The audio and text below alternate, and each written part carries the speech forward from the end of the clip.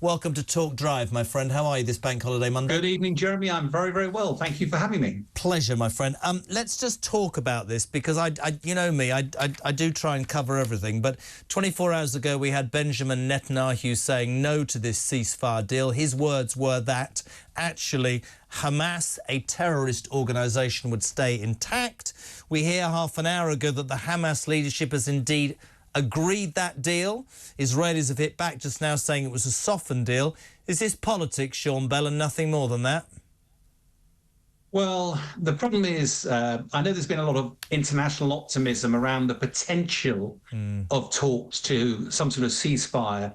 But bluntly, I have to say, from a military perspective, I was not confident. These, I think, were destined to fail. Why? Because Israel's main objective here is to destroy Hamas, to make sure that they can't run the Gaza anymore, whereas Hamas wants to solve the Palestinian question. You know, is it a two-state solution? How do you get a lasting peace? Now, neither side is actually going to negotiate around those core issues. There was the potential for an operational pause because at the moment there are around 130 hostages held, maybe 100 are alive.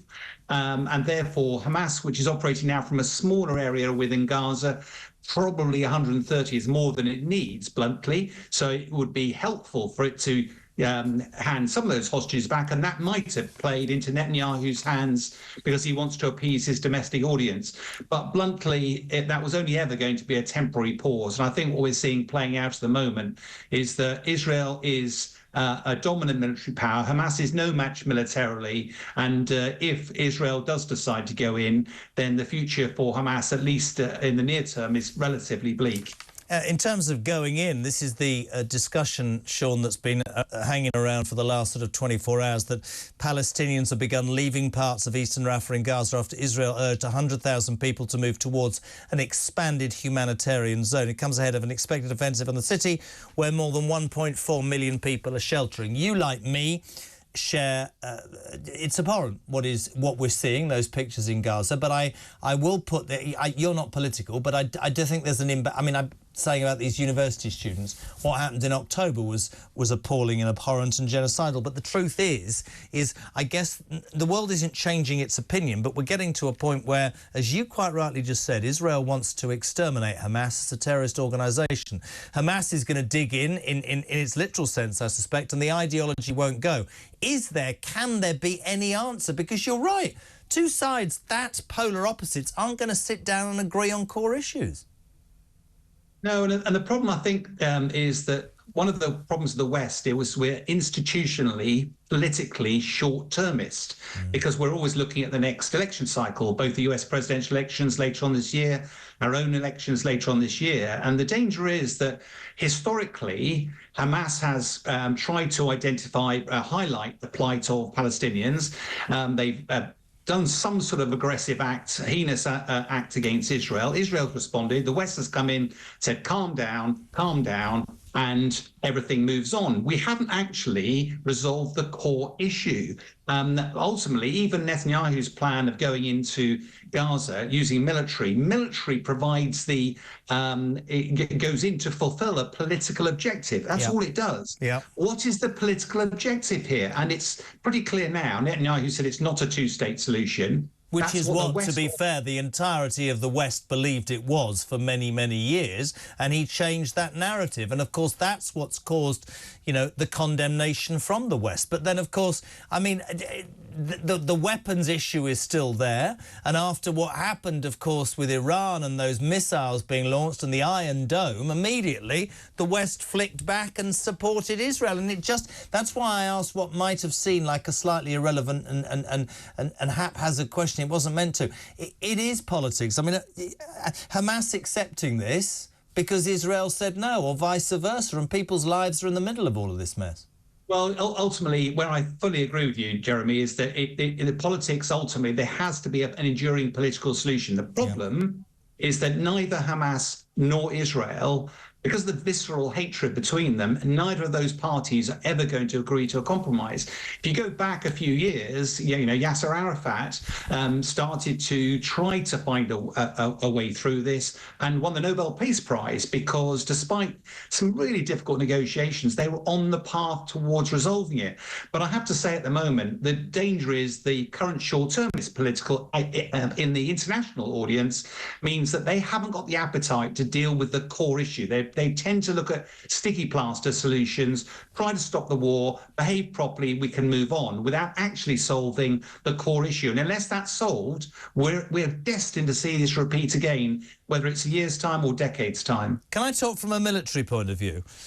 With the horror of what happened on October the 7th, as a retired, Vice Marshal, Rear Vice Marshal, and somebody who understands war, was it ever a feasible argument by Netanyahu to go into the Gaza Strip when we looked at all those tunnels and everything, by the way, that Hamas had spent their money on, by the way, for all the people who say they care about the Palestinian people? They didn't spend it on that. They spent it on those tunnels. Was it ever a viable military option to manage to be able to take out an entire organisation that is so splintered, so hidden, and puts itself amongst its own population?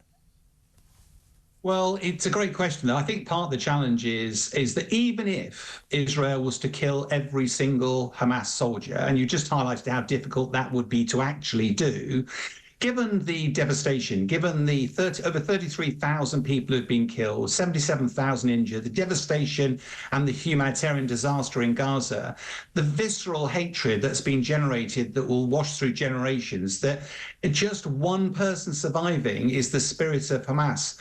And yes, there's a lot of debate about terrorist organization or whatever. If it truly was a terrorist organization, then what Israel is doing is a counterinsurgency. It's not a war. And if it's why am I tap dancing around that? Because in a counterinsurgency, you need to look after hearts and minds. You need to look after the Palestinian people, isolate the Hamas fighters, and then deal with them.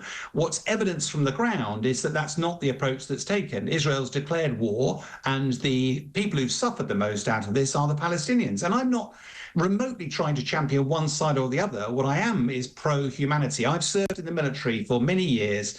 That I've seen firsthand the devastations of war, and it breaks my heart to see something like this happening where there is no military solution. Whatever happens in Rafah, if the Israelis do go in, there will be, as many aid agencies believe, a bloodbath. And will it actually have made Israel safer? Will it actually have destroyed Hamas? The answer to that almost certainly is no. So what has been achieved? And that's the interesting point. I say interesting, it's the wrong word. You said and started this by saying that two distinct, different ideologies, one a terrorist group, the other a man who's holding on by his bootstraps and seemingly has changed his position. Everybody can clamour, all these students, all these bleeding hearts can clamour understandably, because from a humanitarian point of view who'd want to see this, that, we should have a ceasefire, we should have a ceasefire. That doesn't look like it's going to happen. If you've just tuned in, the news that Hamas has accepted the deal, the peace deal, but actually Israel 24 hours ago said no.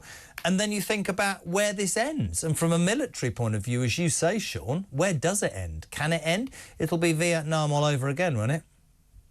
Well, I mean, it's interesting going back to your points about the ceasefire. I think sometimes we use the wrong terms here. Ceasefire from a military perspective means ending the conflict with a view to an enduring peace. Yeah. I don't think there was ever really, there might have been an operational pause, because if hostages are on the table, Hamas will want to get rid of some of them. Israel would want to liberate some of them. It would suit both parties. But whilst you have a fundamental difference around the Palestinian question, this was never going to end up in a peaceful outcome. No. And the tragedy is, as you say, even when I hope it doesn't happen, but even when Israel goes in, deals with the last 4 battalions of Hamas fighters, I'm not convinced this will be the end of it. I hope that I'm old enough that I don't see a repeat of this in my lifetime, but I have to say history would judge that this is going to happen again unless the core issues are resolved, and that's going to take some statesmanship from well outside Israel, and it's going to need both American and Arab support to make that happen. Listen, I really, really appreciate it, my friend. And like me, I think it's changed as well from when we were talking about this. Nobody can have failed to have been find it appalling what happened on October the 7th, but I was always brought up to think it was about a two-state solution. And a lot of people, Sean, have said to me already that there are many Jewish people who also want an end to this conflict, but you talk very honestly about the fact that there are two very, very... Well, they're polar opposites, aren't they, Hamas and the Israelis, and that seemingly is not going to go away. Always a pleasure. The amazing Sean Bell,